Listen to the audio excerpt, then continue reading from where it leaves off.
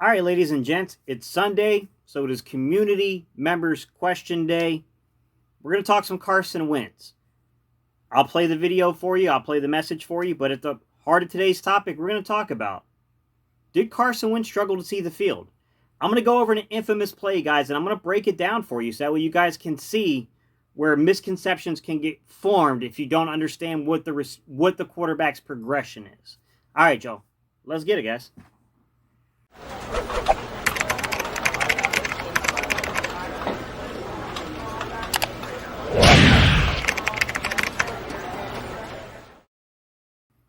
What's up, Eagles Nation? What's going on, NFL world? How you doing, division rivals? This is Steven Hyder with Gate City Sports Channel, the sports channel where the cerebral NFL fan comes for about 10 minutes of daily content. Good morning, good afternoon, or good evening, whenever it is you get around to watching us. Once again, guys, my name is Steven Hyder, and this is Gate City Sports Channel.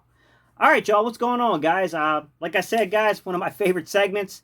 We only got one question today, but it's a big question. This is a question that's going to require some time to answer.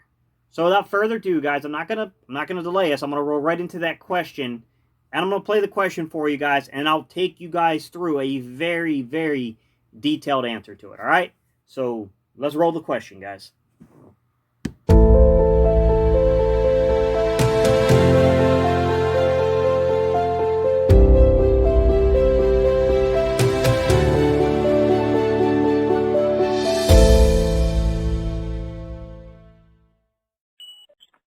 How you doing, Gay City Sports? This is No Sean Marino. Love the content.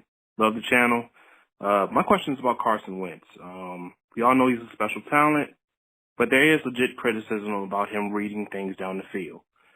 He misses quite a few reads from game to game, and sometimes it's hit and miss with him, from week to week. Do you think that's a byproduct of him not seeing the field well? Do you think that's him not trusting his weapons? Or do you think that that's him trying to be Superman and look for a bigger play? All right, thanks. What's up, No Sean Marino? I really appreciate you calling in, man, leaving a message. This is a big topic, man. There's a lot to unpack here.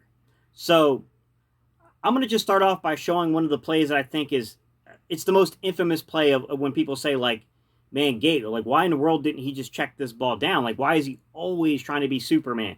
Why is he always trying to hit the home run? And sometimes those criticisms are legit to where he's trying to play outside the realm of the actual design of the play, to where he is, sometimes when you got all three of your starting receivers down, let's be honest, in the game I'm going to show you, Seattle, Jordan Matthews was starting with Matt Collins, right, with Greg Ward Jr., and that's all three of your starters down at your receiver position. The right side of the offensive line went down, right? Lane Johnson was out that game, okay? We also had Vaitai starting off at right guard because Brandon Brooks had the anxiety attack that game. Like, there was a lot going on there. Miles Sanders was only his second game as being the man in Philly, right? And that was also the game that we really didn't see Boston Scott get that many snaps. I mean, he played, but we were really still riding the J train thing at that point, still trying to bring him back. So there's a lot going on beneath the surface of this game. But I want to dive into the particulars with a film study of the play. And everyone knows what I'm talking about. It's the one where you can see Wentz is looking down at Miles Sanders in the flat, and he opts not to throw it to him. What I'm warning everyone is that, look, I'm not hovering above anybody here. When I saw it live in game speed, I thought the same thing everyone else thought. Like, what are you doing, Carson? Just check that down. Don't try to make a play on that. But the reality is, when you really see that game on the All-22, you quickly see the play design in the scheme, and Wentz was doing what he was supposed to do. He wasn't supposed to check it down there, and what was there was coming open. The line failed him and didn't hold up long enough. And as soon as I show you this, guys, you'll see it immediately, and you'll understand exactly what I'm getting to. All right, y'all, let's jump into the film study of it.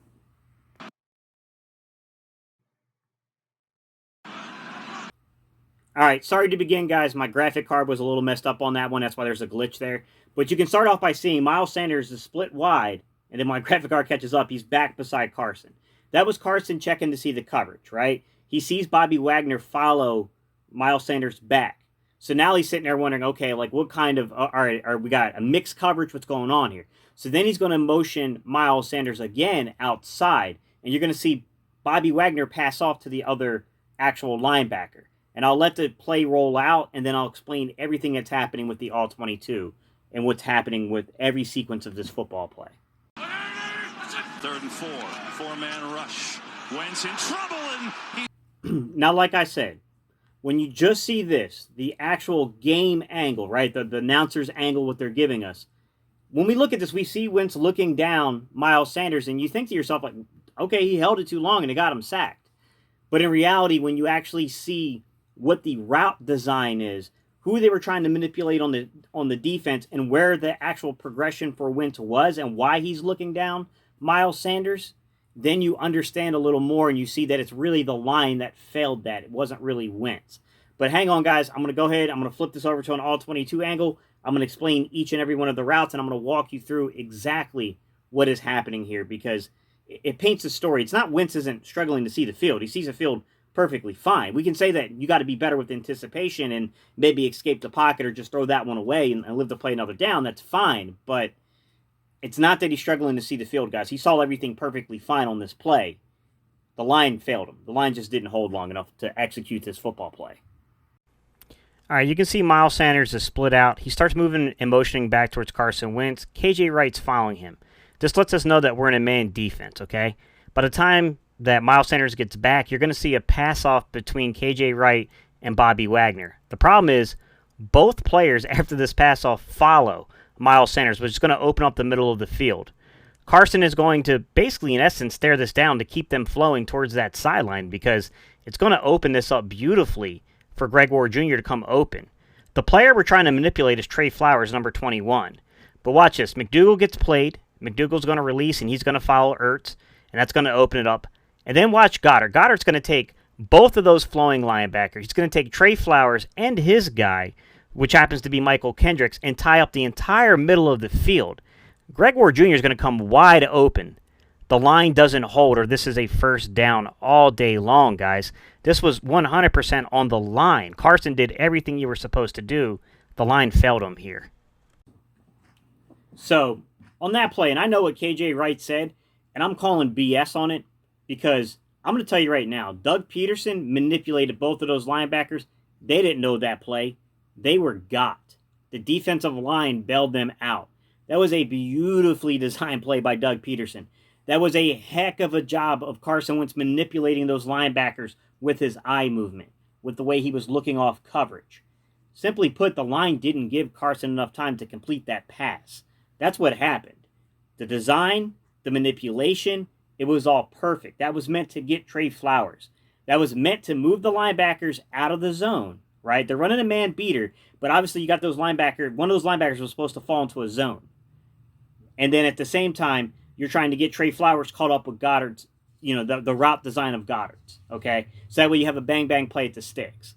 The problem is the line didn't hold, guys. So it's plays like that make it hard and difficult to evaluate this because, to be honest with you, I thought Carson Wentz did a great job there. That's just one of those things where your eyes fool you because we didn't know from just a game angle, the angle we're showing as fans, we didn't know that. We can't see the play design from that angle, right? So it does look like Carson Wentz stared down Miles Sanders, saw it was open, and still didn't throw it, not knowing he's manipulating the defense to flow that direction so that way the play comes open. So it's one of those things where it gets difficult. Now, I will tell you, there were plays in this one, and I broke down film on this game to where Carson's foot mechanics were off, right? He's bouncing around in the pocket, doing that kind of stuff that just you can't have happen, guys. You got to get your feet planted right. You got to have the weight balanced correctly. You know what I'm saying? It was things like that. One time where he took the ball, and it's not his fault because JJ trips up the offensive tackle and it causes a fumble. But he took the ball from the ball carriage and lowered it. You don't do that. That's how you get the ball taken from you, and that's what happened on that play. So there were some things there. I think that's why you got guys like Rich Grandrello here to work with Carson because there are subtle things in his game he needs to improve. But this guy's an alpha dog. He's meant to be a big play guy. This is Brett Favre, guys. This is a Brett Favre style player, okay? Yes, there's slight variances in his game compared to Brett Favre, but that's the mentality he plays the football game with. He's just better with decisions with the football than Brett Favre was because Brett Favre turned the ball over quite a bit in his career, guys. Let's just be real. Nonetheless, man, I hope this helped, guys. I hope you guys got a feeling for this and you guys can see just how much goes into a play design and why things aren't always as they appear. With that said, guys, there were a couple more calls that came in while I was making this video, but I'm going to cut this video off here. So what I'm going to do is, for you guys that are calling in, I'm going to do this again tomorrow and maybe even Tuesday, guys. So keep calling in. Next couple of days, I'm going to just spend time breaking down your questions because I kind of like this, man. It gives the content I know you guys want. So that way, hey, it's a win-win for everybody involved. You're giving me free content and you guys are getting the content you want. So, all right, y'all. I appreciate y'all tuning in. You know how we end these videos, guys. We do a little E-A-G-L-E-S. All right, y'all. Let's go Eagles.